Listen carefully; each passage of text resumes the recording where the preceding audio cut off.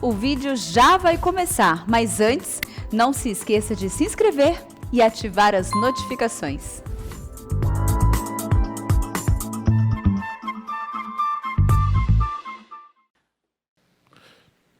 Bom dia, meus irmãos. Nós vamos continuar o estudo da Palavra de Deus. Hoje eu quero falar sobre um assunto bastante pertinente, que é o significado cristão da Páscoa judaica. Essa semana você deve ter recebido, assim, muitas felicitações, né? Boa Páscoa para você, uma ótima Páscoa para você. Isso no ambiente judaico está tudo bem, mas para nós, que somos cristãos e não somos judeus, a Páscoa não tem nenhum significado do ponto de vista festivo para a nossa fé. Mas nós precisamos entender a relação que existe entre a Páscoa e a paixão de Cristo, a ressurreição de Cristo, a obra de Cristo. Nós seguimos uma linha doutrinária na Igreja Presbiteriana do Brasil. Nós somos aliancistas. Cremos que Deus se relaciona conosco através da aliança. Aliança do Antigo Testamento, aliança do Novo Testamento, aliança das obras com Adão, aliança da graça em Cristo Jesus. Nós entendemos que a igreja é uma só. O povo de Deus é um só. A igreja é uma só, tanto no Antigo quanto no Novo Testamento. Todos os crentes do Antigo Testamento foram regenerados e salvos por causa da obra de Cristo. Porque somente Cristo é o Cordeiro de Deus que tira o pecado do mundo. Todas as cerimônias judaicas da lei cerimonial simplesmente comemoravam o pecado. É tanto que todo ano tinha o Yom Kippur, que está lá em Levítico capítulo 16, que era uma celebração anual. Mas eu quero ler com você, porque Lucas, o doutor Lucas, que escreve para nós, gentios, ele faz aqui um link muito interessante, explicando o que é a Páscoa, para depois entrar na questão da Santa Ceia. Quando a gente for estudar esse assunto, olha para esse assunto, você precisa entender que a igreja no Antigo Testamento, que era o Israel de Deus, como igreja, eles tinham dois sacramentos. O primeiro sacramento era a circuncisão. Então, para ser judeu, para fazer parte do povo judeu, tinha que passar pela circuncisão. Era um ato irrepetível. Era feito só no sexo masculino. Era feito justamente no órgão reprodutor para mostrar que a semente seria santa. E no Novo Testamento, a circuncisão é substituída pelo batismo. Por isso que nós batizamos crianças e batizamos adultos. Batizamos as crianças porque as crianças, filhas dos crentes, são semente santa, fazem parte da igreja. Não tem sentido você ter uma igreja onde os pais são da igreja e os filhos estão no mundo. Então, por isso que tem muito batista correndo para fazer batismo de criança rápido, 6 anos, 7 anos. Porque é uma incoerência, uma incongruência.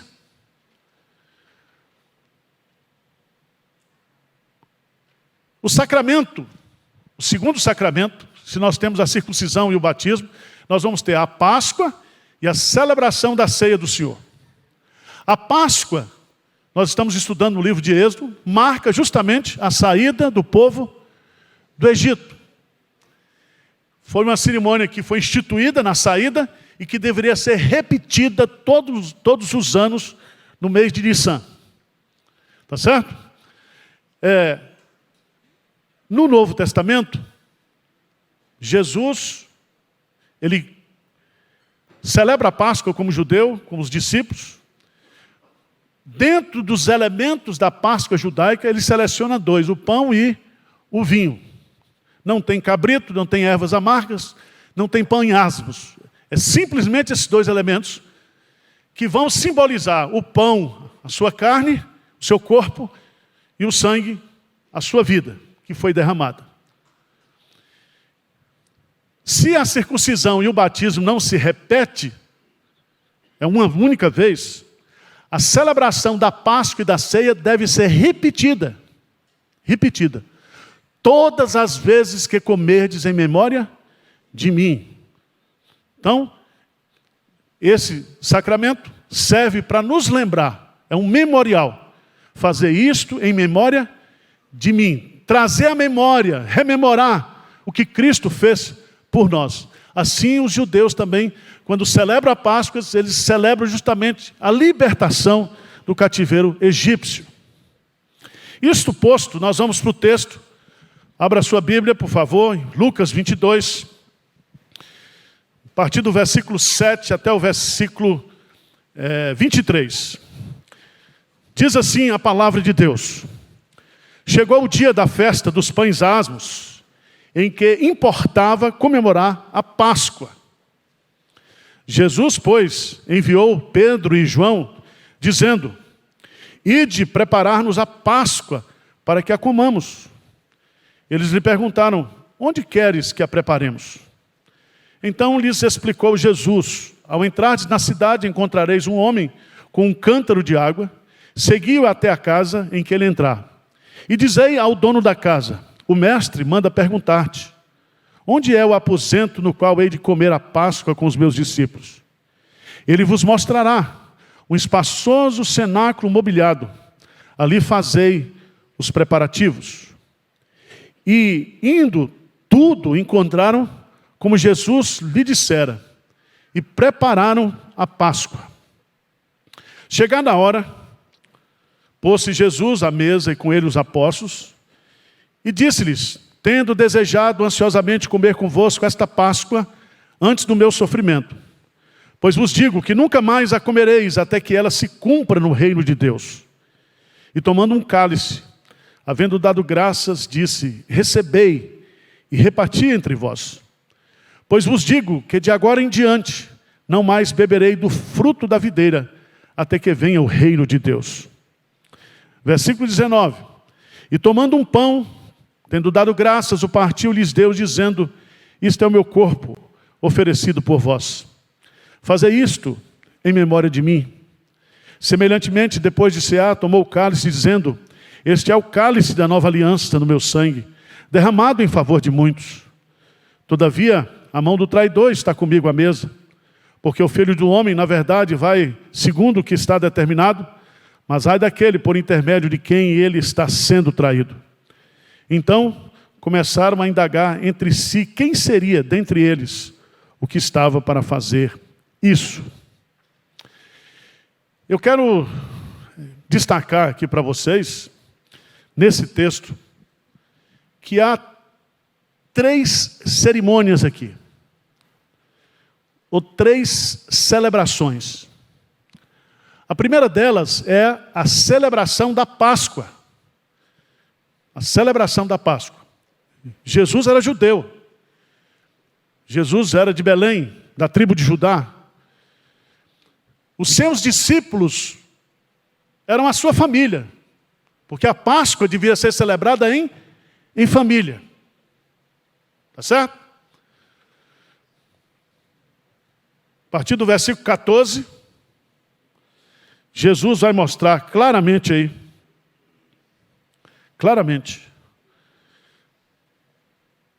a celebração da Páscoa. Ele celebra a Páscoa com seus discípulos.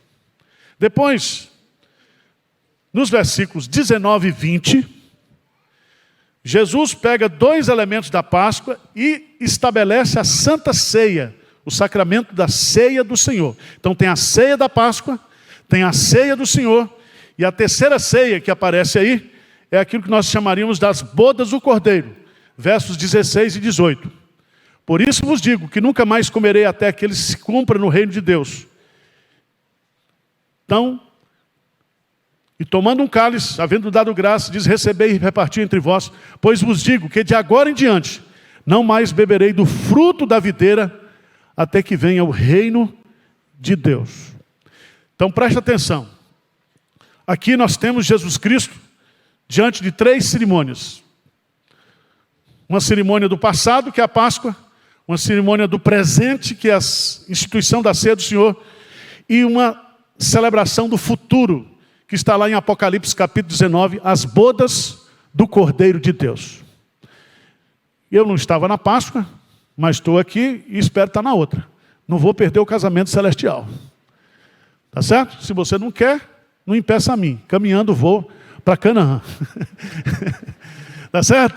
Então, vamos agora entrar nos detalhes do texto, porque é muito importante a gente entender. Versos 14 e 15. Né?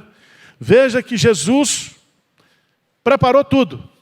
Lucas coloca alguns detalhes muito interessantes, porque Jesus não tinha onde reclinar a cabeça. Ele morava de favor nas casas, se hospedava no meio das casas. Sua grande maioria ele dormia, era um morador de rua. Ou um morador de monte, que ele sempre dormia no Monte das Oliveiras. Aqui, ele precisa de uma casa para celebrar a Páscoa.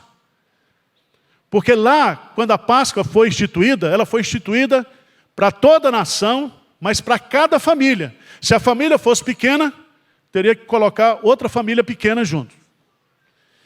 E Jesus, todo mundo sabe, ele era solteirão, ele ficava mais na casa dos solteirões, né? Lázaro, Marta e Maria. Certo? Vamos pegar o texto, vamos entender aqui que Jesus então instrui aos seus discípulos para ir em determinado lugar, seguir um homem. E veja no versículo 12, Lucas 22, 12. Ele vos mostrará um espaçoso cenáculo mobiliado. Ali fazei os preparativos. Os preparativos. Veja no texto, versículo 13.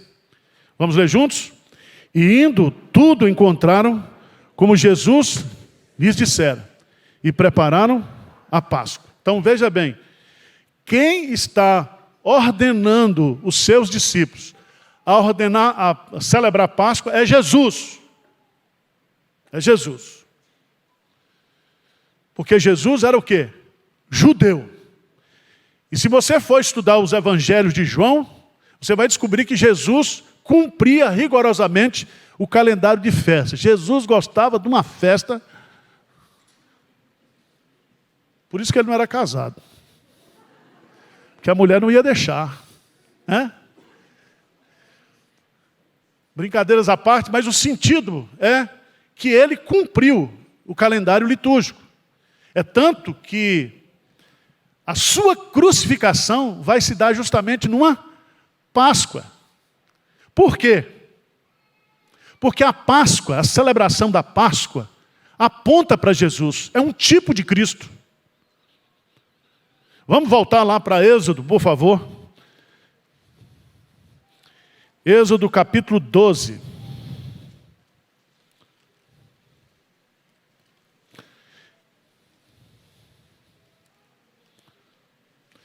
Olha, não me faça pergunta tola que eu não vou responder. Negócio de ovo de Páscoa, esse negócio. Isso é coisa de xarope, tá? Gente xarope é que fica discutindo esses assuntos aí. Inclusive na internet. Não tem coelho na Páscoa. Tem cabrito. Tá certo? Então não fica gastando tempo. Isso é coisa do mercado comum. Tá certo? Existe um significado espiritual na Páscoa. Lá no capítulo 12.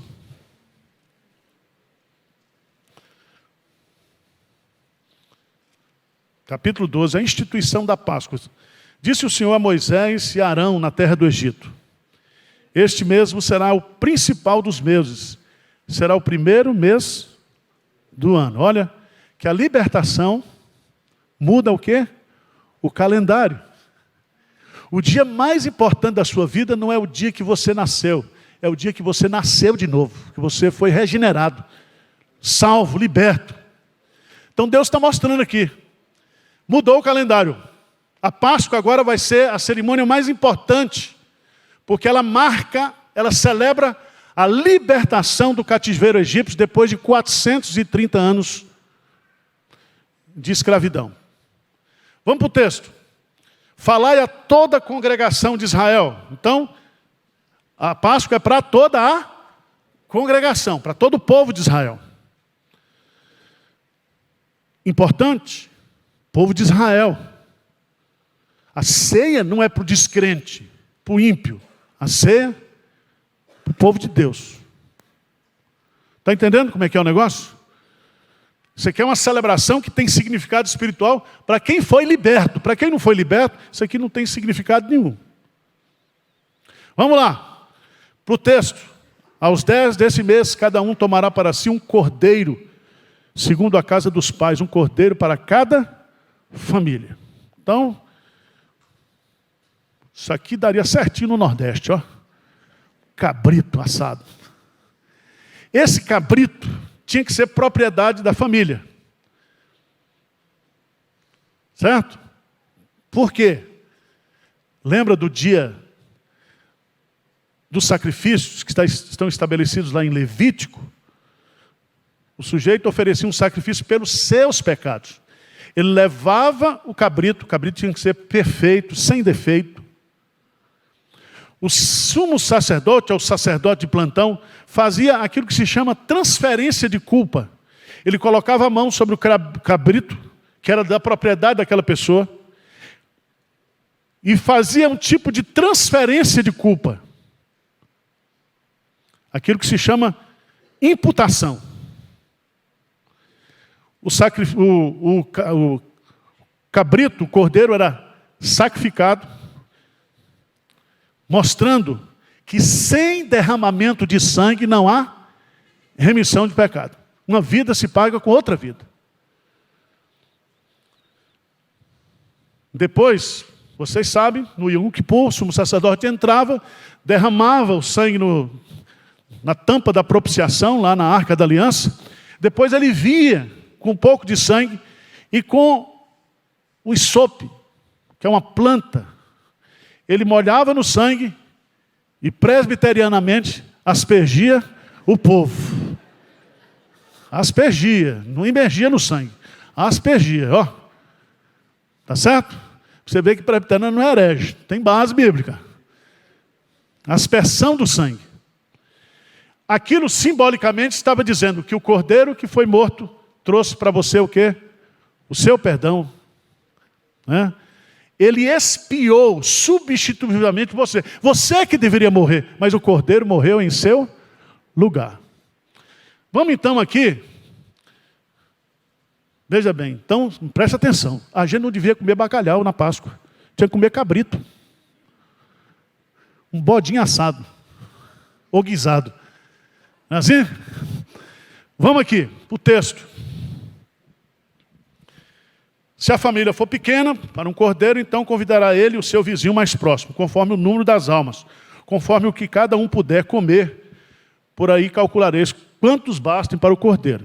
Então Deus disse, olha, não é para desperdiçar cabrito, não. É para fazer um cabrito para cobrir todo mundo. Tá certo? Versículo 5, gente, veja lá. O cordeiro será sem defeito. Macho ou fêmea? Macho, de 1 ano. Poderás tomar um cabrito, um cordeiro é um cabrito. E o guardareis até o 14º dia desse mês. Então pega esse cabrito, macho, sem defeito, deixa ele descansando 10 dias. Passados os 10 dias, o que diz aí? E todo o ajuntamento da congregação o imolará no crepúsculo da tarde. Quando era que o bode era morto? Final da tarde. Que hora Jesus morreu? Às 3 horas da tarde. Quando é que começaria a noite? Às 18 horas. Mas ele morreu no crepúsculo da tarde. Por isso que Nicodemos foi lá para tirar o corpo, porque tinha que correr para enterrar antes das 18 horas. O cordeiro foi morto. Versículo 7, veja bem, novamente. Tomarão o sangue, versículo 7, e o porão em ambas as ombreiras, na verga da porta, das casas em que o comerem. Naquela noite comerão a carne assada no fogo, com pães asmos e ervas amargas a comerão. Então, carne assada, com pães asmos, que são pães sem fermento, e ervas o quê? Amargas. Esses são os componentes da ceia, da Pascal. Os pães asmos, você vai entender que o fermento é como se fosse o pecado. As ervas amargas era para lembrar o povo das amarguras do cativeiro, das amarguras do pecado. Aí eles comiam a carne do cordeiro, que era a sustância, que era o alimento.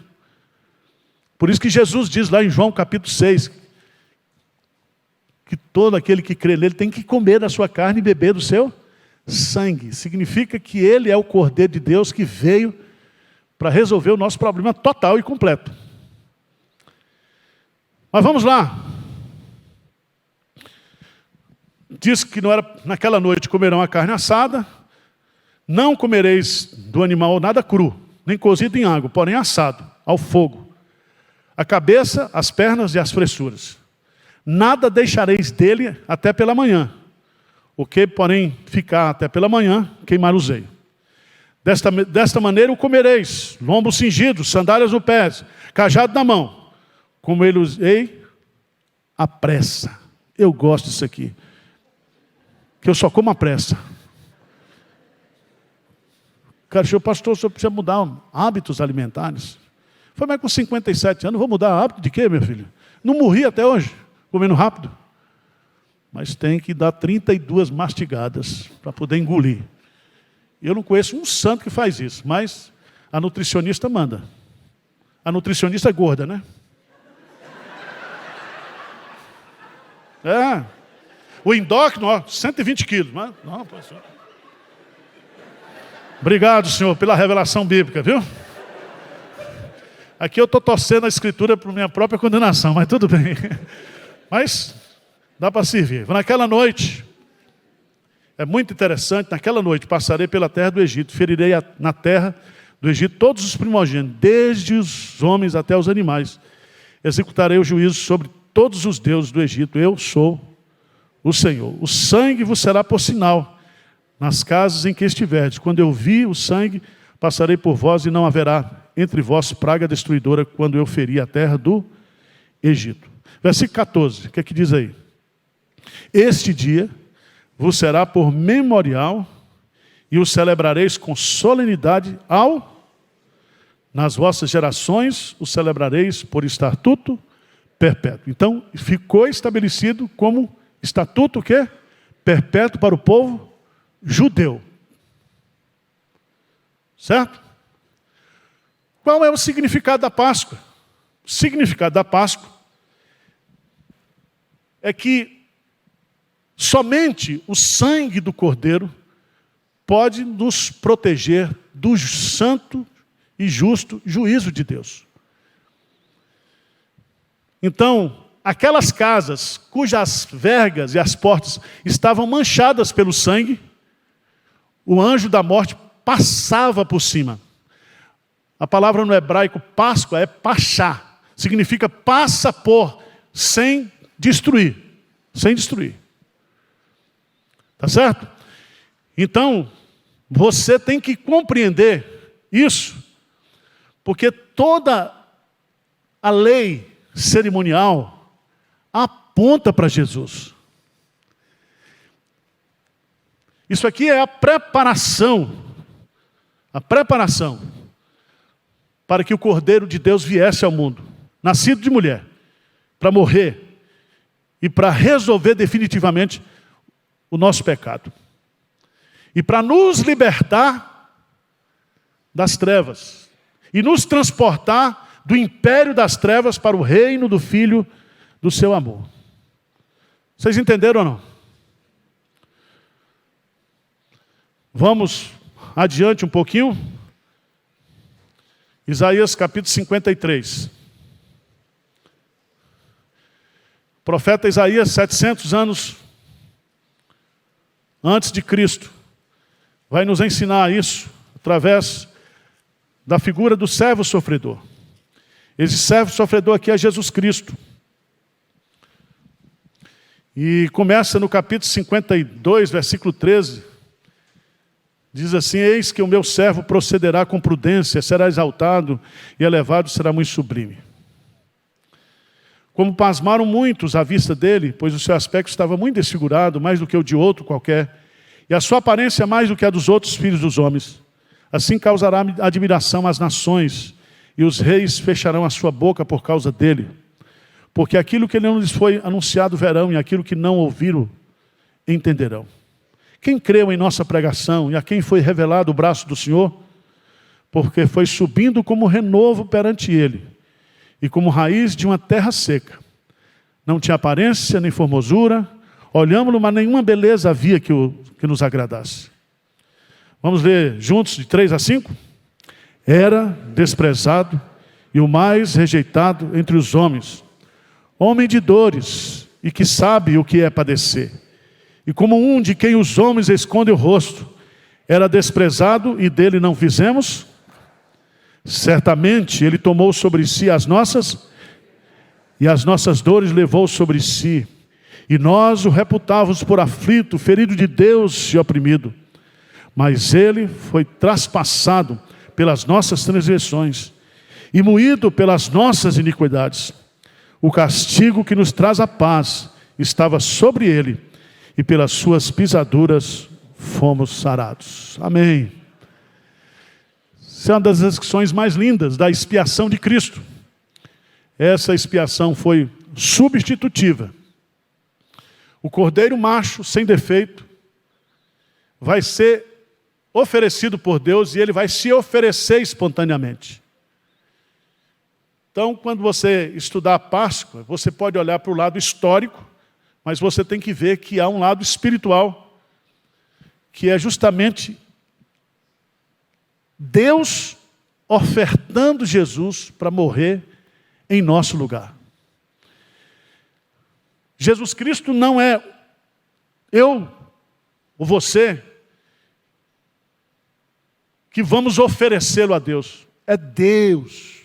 Veja no texto o que diz. No versículo 6, diz assim: todos nós andávamos desgarrados como ovelhas, cada um se desviava pelo caminho.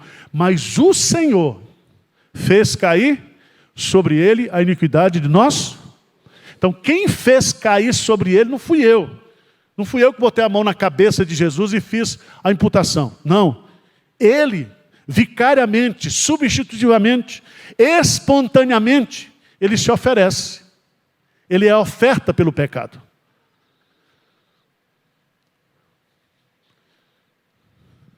Veja lá, no versículo 10, para você entender que a salvação não vem dos homens, a salvação vem do Senhor.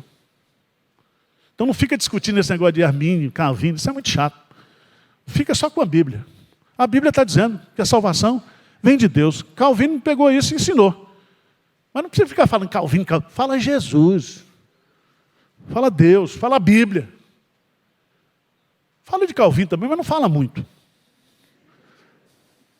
Tá certo? Veja o que diz o texto. Versículo 10.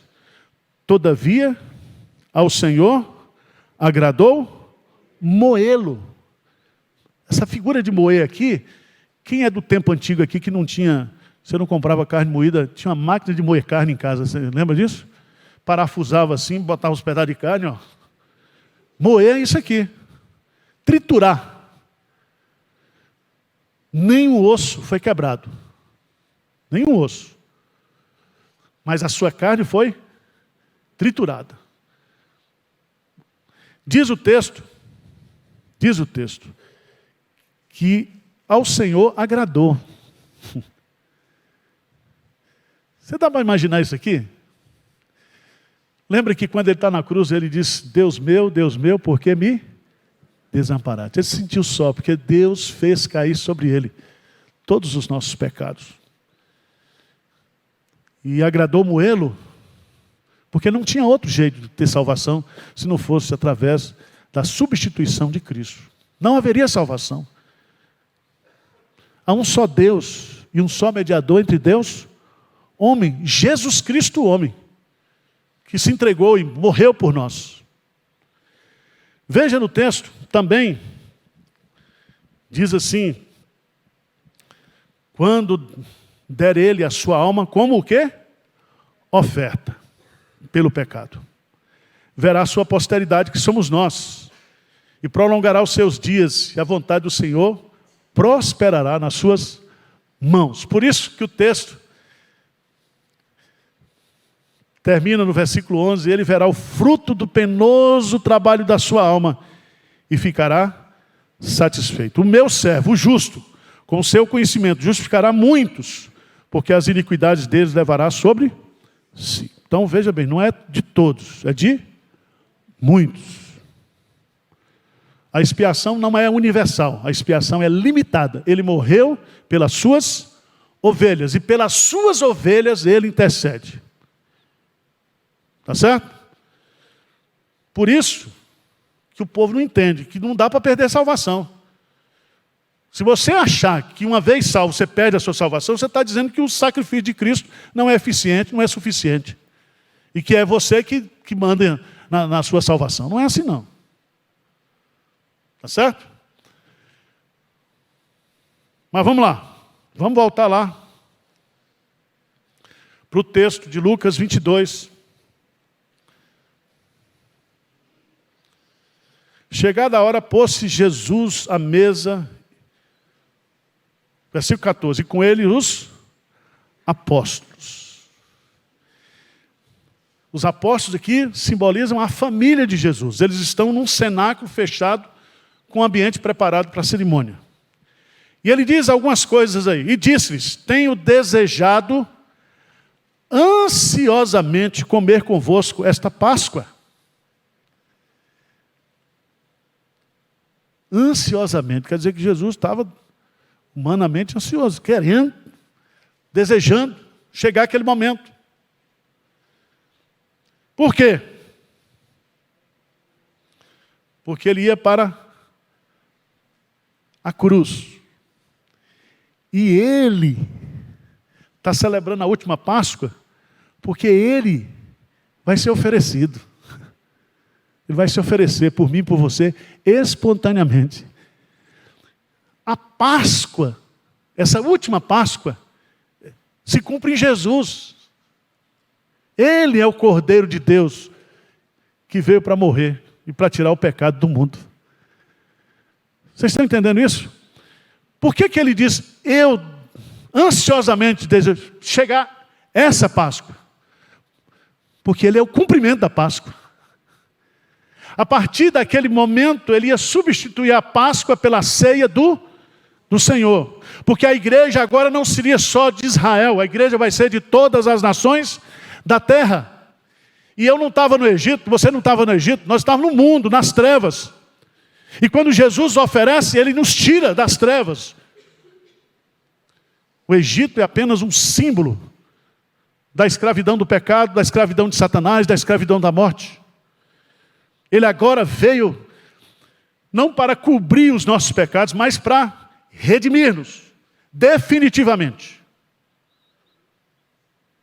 Diz um amenzinho aí, mesmo que você é fraco, para animar, meu Deus.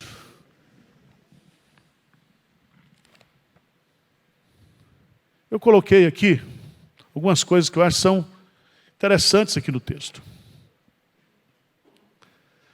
Jesus, ele estava angustiado. E a palavra ansioso aqui, ele diz, tenho desejado ansiosamente, significa que ele está angustiado, e a expressão no grego é esmagado interiormente. Lá no Getsemane, ele vai ter tristeza de morte. E ele vai transpirar sangue, porque ele estava num processo de tensão interna. Os médicos devem explicar isso. Quando o sujeito está com uma tensão, ele transpira o quê? Sangue. Suor. Segundo, a consciência de Cristo. O que ele vai dizer aqui? Tenho desejado ansiosamente comer convosco essa Páscoa antes do meu sofrimento. Irmãos, isso é Por favor, dá um pulinho lá em João, capítulo 15. Ou João capítulo 10. Desculpa. João 10. Versos 17 e 18. Jesus vai dizer, eu sou o bom pastor, e o bom pastor dá vida pelas suas ovelhas. Ele vai morrer pelas suas ovelhas. Mas ele sabe que não há remissão de pecados sem derramamento de sangue. E agora ele é o cordeiro que vai nos substituir nesse sacrifício de redenção. Todos os nossos pecados serão imputados sobre ele. E através do seu sacrifício ele nos perdoa definitivamente. Irrepetivelmente. Eficientemente. 10, 17 e 18. Vamos ler juntos? Por isso o Pai me ama, porque eu dou a minha vida para reassumir. Ninguém a tira de mim, pelo contrário, eu espontaneamente a dou. Tenho autoridade para entregar e para reavê-la. Este mandato recebi de meu Pai. Louvado seja Deus. Então, aquela palhaçada dos sacerdotes, daqueles caras lá, tudo era para cumprir os desígnios de Deus. Quando Pilatos se arvorou de poder, eu tenho um poder para mandar, ele falou, você não teria nenhum poder se do alto não lhe fosse dado. Porque o sacrifício de Jesus não foi uma trama religiosa ou uma trama política, do sindicato, do sinédrio, não. Ele veio para morrer. É necessário que eu vá a Jerusalém, que eu sofra, que o Filho do Homem seja... É necessário. Mas veja, também, alguns detalhes que eu acho aqui interessantes. Jesus faz uma promessa aqui, nesse versículo. Veja aí. Por isso vos digo que nunca mais a comerei. Nunca mais a comerei o quê? A Páscoa. Eu não vou mais comer a Páscoa com vocês. No nosso próximo encontro vai ser onde? No céu, nas bodas do Cordeiro. Então encerra a Páscoa. Judeu pode comemorar a Páscoa como evento histórico, mas nós... Veja o que Paulo vai dizer, por favor, lá em 1 Coríntios, capítulo 5.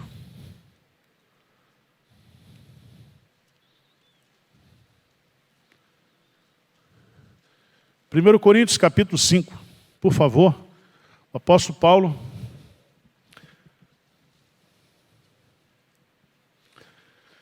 Versículo 7 em diante, vamos lá? Lançai fora o velho fermento, para que sejais o quê? Nova massa, como sois de fato sem, pois também Cristo, nosso Cordeiro Pascal, foi. Então quem é o nosso Cordeiro Pascal? É Cristo. Então não precisa falar de ovo de Páscoa, precisa? Vocês já estão instruídos, né? Por que ovo de Páscoa custa mais caro do que barra de chocolate? Já fizeram essa pergunta, não? É pergunta de doido. Eu fiz. Primeiro porque a fabricação é descomplicada. Tablete tem um custo de produção, tem um custo de transporte e tem um custo também da perda, porque hoje, se você for no supermercado, você compra, era 80, você compra por 5. Por isso que é bom comer ovo de Páscoa depois da Páscoa. É igual peru, come no ano novo em janeiro, que é sazonal. Que os fabricantes de chocolate não estou só dando uma dica aqui. Porque fica um monte de pastor discutindo, mandando mensagens sobre coelho, sobre não sei o quê. Eu falei, gente, só ler a Bíblia. Quem é o nosso Cordeiro Pascal? Jesus. Então Jesus, ele é aqui o cumprimento da Páscoa. Certo? E agora a salvação não será somente para os judeus, mas a salvação será para os gentios. Ele cumpre a Páscoa porque ele é o Cordeiro Pascal. Mas dos elementos da Páscoa, diz aí no versículo 22, 19. E tomando um pão, tendo dado graças, o partiu-lhes Deus, dizendo: isso é o meu corpo, oferecido por vós, fazei isto em memória de mim. A Páscoa era memória de quê? Da saída do Egito. A Santa Ceia é um memorial que nos traz à memória o que Cristo fez, o nosso Cordeiro Pascal. Vocês estão entendendo? Vou dar uma estrelinha para vocês no final, tá? Então, Jesus, ao mesmo tempo, ele cumpre a Páscoa, porque ele é o Cordeiro de Deus, e ao mesmo tempo, com a autoridade que ele tem, como mediador da nova aliança, ele estabelece agora o sacramento. Com apenas 2 elementos daquilo que era a ceia pascal. Ele vai dizer aí no versículo 20: semelhantemente, depois de cear, tomou o cálice, dizendo: este é o cálice da nova aliança no meu sangue, derramado em favor de vós. Grife essa expressão aí: fazer isso em memória de mim. Por que Jesus usa essa palavra memória de mim? Porque na vida cristã, nas lutas, a gente pode se esquecer do que ele fez por mim e por você. E o profeta Jeremias diz: quero trazer à memória o que pode me dar o quê? Esperança. E a única coisa que me dá esperança nessa vida é quando eu trago à memória aquilo que Cristo fez por mim. Quando eu olho para a cruz, eu não desisto. Quando eu olho para a cruz, eu não tenho do que me gloriar. Paulo diz: a minha única glória é a cruz, porque dela vem a minha redenção, a minha salvação. A cruz anula completamente a nossa justiça própria. É a justiça de Deus que nos vem através do sacrifício de Cristo. Amém? Vamos caminhar um pouquinho mais. Fazer isso em memória de mim. Não é da igreja. A gente tem que lembrar de quem aqui? De Cristo. Irmãos, se a gente colocasse na nossa memória Cristo todo dia, a gente seria um crente diferente. Certo? Porque quando você traz à memória Cristo, você traz à memória todos os benefícios da obra de Cristo. Você traz à memória todos os atributos de perfeição de Cristo. Você traz tudo.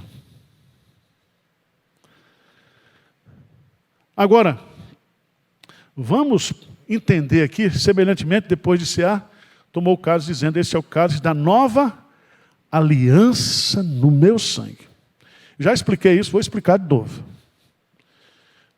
Nós somos aliancistas. A Bíblia apresenta 2 alianças. A aliança das obras, que foi feita com Adão. Quando ele diz: está aqui, você é perfeito, ele é o primeiro Adão. Mas no dia que dela comeres, certamente morrerás. Então, a eternidade, a permanência no paraíso, na comunhão com Deus, dependia da vontade de Adão. Ele poderia comer ou não comer, porque ele tinha um livre-arbítrio espiritual, porque ele era perfeito. O que ele fez? Comeu. E o que estava contido na aliança, o que era? Provavelmente morrerás? Certamente. Então, quando ele desobedece, por um pecado, um só pecado, entrou o pecado no mundo. E o pecado passou a todos. Por isso que todos nós morremos e todos nós somos pecadores. Essa aliança é chamada aliança das obras. O que é a aliança da graça? Reunião da Trindade. Deus Pai, Deus Filho, Deus Espírito Santo. Olha, se depender desses homens aí, não tem salvação. Então nós vamos ter que fazer a salvação. E a aliança da graça, ela é unilateral. O homem não precisa fazer nada. Aí o que o pai fez? Sim, grosseiramente, tá? pegou o livro com os nomes dos eleitos. Certo? Deus escolheu. Entrega esse livro para o filho, diz, vai lá e morre na cruz e compra esses que estão escritos no livro da vida. Aí Jesus vem e ele diz, eu sou o bom pastor, e o bom pastor da vida é pelas suas ovelhas. Ele morreu sabendo por quem estava morrendo. Ele não morreu para possibilitar a salvação, ele morreu para garantir a nossa salvação. Então Deus escolhe, o Filho redime. Qual é o papel do Espírito Santo? Aplicar essa obra, regenerando, convertendo o pecador. É o Espírito Santo que nos faz nascer de novo. E depois que ele nos faz nascer de novo, ele habita em nós. E ele vai começar o processo de santificação até chegar na glorificação, que nós voltaremos ao estado original agora, ressurreto, com corpo espiritual, na segunda vinda de nosso Senhor Jesus Cristo. Vocês entenderam ou não? Então tá bom. Então vou voltar lá para o texto, que eu queria destacar aqui. Essa aliança, chamada Nova Aliança, ou Aliança da Graça, ela tem duas dispensações. A dispensação do Antigo Testamento, que a gente chama de Velha Aliança, cujo mediador foi Moisés, cujo objetivo da Antiga Aliança não era salvar o homem, mas mostrar o pecado para o homem.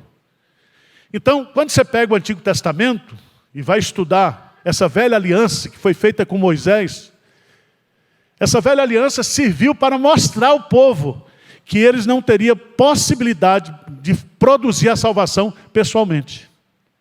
Então veja bem, a Velha Aliança, que está debaixo dessa Aliança da Graça, ela é pedagógica, ela é um aio para nos levar a Cristo. A Velha Aliança revela a doença, a Nova Aliança apresenta o remédio. Na Velha Aliança, eu quero fazer, Senhor, eu quero obedecer, mas não consigo. Não foi isso que Paulo disse? O bem que eu quero fazer, o bem que a lei manda, a lei é boa, a lei é santa, mas existe em mim a lei do pecado. E eu não consigo fazer. Aí vem a Nova Aliança. Jesus Cristo morre e agora o Espírito Santo habita em você. E esse Espírito Santo capacita você a ter uma vida vitoriosa. Porque o Espírito Santo mortifica o pecado. O Espírito Santo nos inclina para as coisas de Deus. Vocês estão entendendo? Depois que Cristo morre, Ele manda o Espírito. E o Espírito vai ficar definitivamente conosco, para nos ajudar nessa caminhada. E agora, você pode dizer, eu quero e eu posso. Eu posso. E Paulo diz assim, tudo posso, naquele que fala, não é pela minha força. Eu não tenho força para vencer o pecado, mas o Espírito Santo em mim vai me ajudar a mortificar os meus desejos pecaminosos, a me guiar, a me conduzir, a me capacitar, a produzir o fruto do caráter do Espírito Santo, a me dar dons espirituais para eu possa me aperfeiçoar. É o Espírito Santo que vai fazendo isso. Por que a Bíblia está dividida em Antigo Testamento e Novo Testamento? Aqui nós temos a aliança da graça, sobre as duas dispensações. A dispensação da lei e a dispensação do Evangelho. A lei revela o pecado. A graça cura o pecado. Amém? Vamos encerrar. E eu queria destacar mais uma coisinha que eu acho está aqui no texto, a partir do versículo 21. Eu acho isso aqui é uma...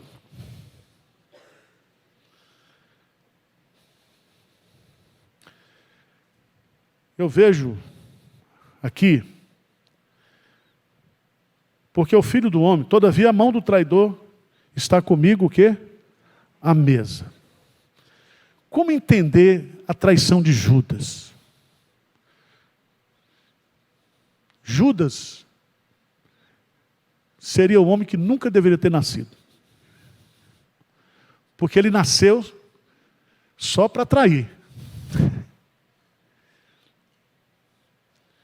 Ele traiu porque ele foi eleito por Deus para ser o traidor.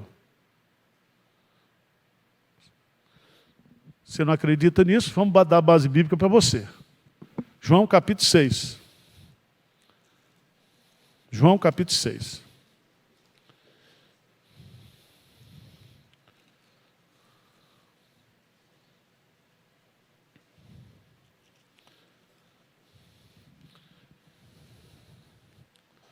Versículos 70 e 71. Jesus diz assim: replicou-lhe Jesus: não vos escolhi eu em número de 12. Quem foi que escolheu? Jesus, eu escolhi. Contudo, um de vós é diabo, é o adversário. Referia-se ele a Judas, filho de Simão Iscariotes, porque era quem estava para traí-lo, sendo um dos 12. Então, quando você for tomar Santa Ceia hoje, pergunta se você não é Judas, tá?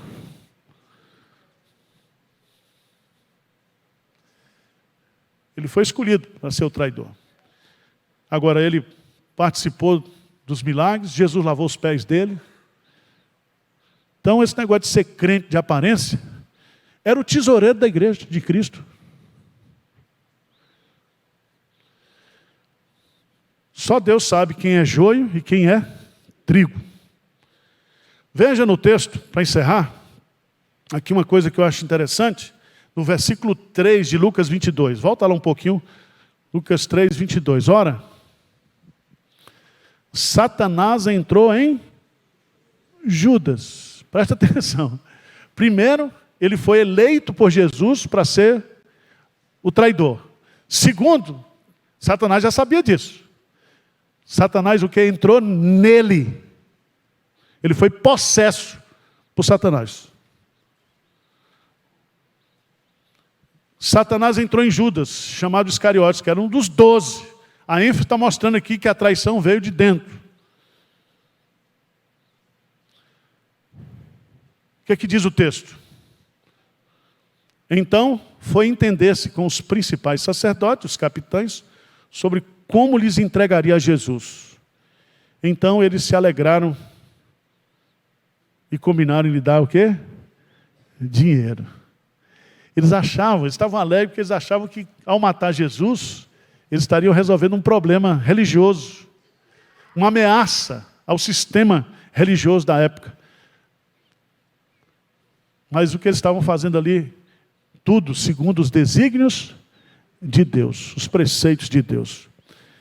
Judas concordou e buscava uma boa ocasião de lhe entregar sem tumulto. Jesus sabia de tudo isso. Lá em João, veja lá, João.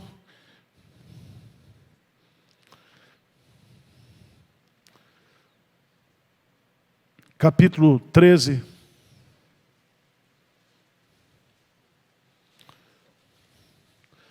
Versículo 21 em diante, disse essas coisas, angustiou-se Jesus em espírito e afirmou: em verdade vos digo que um dentre vós me trairá. Então os discípulos olharam uns para os outros, sem saber a quem ele se referia. Ora, ali estava aconchegado a Jesus um dos seus discípulos, aquele que ele amava. A esse fez Simão Pedro sinal, dizendo-lhe: pergunta a quem ele se refere. Pedro é curioso, fofoqueiro. Mas você no lugar dele não perguntaria também? Perguntaria. Aí, respondeu-lhe Jesus: é aquele a quem eu der o pedaço de pão molhado. Tomou, pois, um pedaço de pão e, tendo molhado, deu a Judas, filho de Simão Iscariotes. E após o bocado, imediatamente entrou nele Satanás. Então disse Jesus a ele: o que pretende fazer, faz o quê? Depressa. Estava tudo sob o controle de Jesus. Em síntese, qual é o significado da Páscoa para o cristão? É que Jesus Cristo, Ele é o nosso Cordeiro Pascal. Ele cumpriu a Páscoa. Ele agora é o nosso Redentor, o nosso glorioso Redentor. E Ele nos deu agora esse memorial, para que a gente possa celebrá-lo e proclamá-lo até que Ele volte. Amém?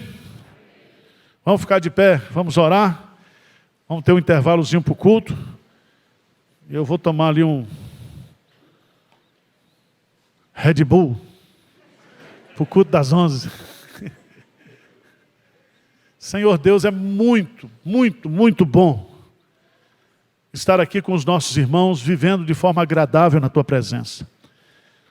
É maravilhoso estudar a Tua palavra, compreendê-la a partir da iluminação do Espírito Santo. O nosso coração descansa, o nosso coração se anima, o nosso coração se enche de esperança, de gratidão, sabendo aquilo que Jesus Cristo fez por mim e por cada um aqui, Senhor. Que nós possamos celebrar esse dia, que nós possamos celebrar todos os dias da nossa vida até o Senhor nos chamar. Essa tão gloriosa salvação em Cristo Jesus. Essa é a nossa oração no nome dEle, para a glória dEle. Amém. Pode sentar.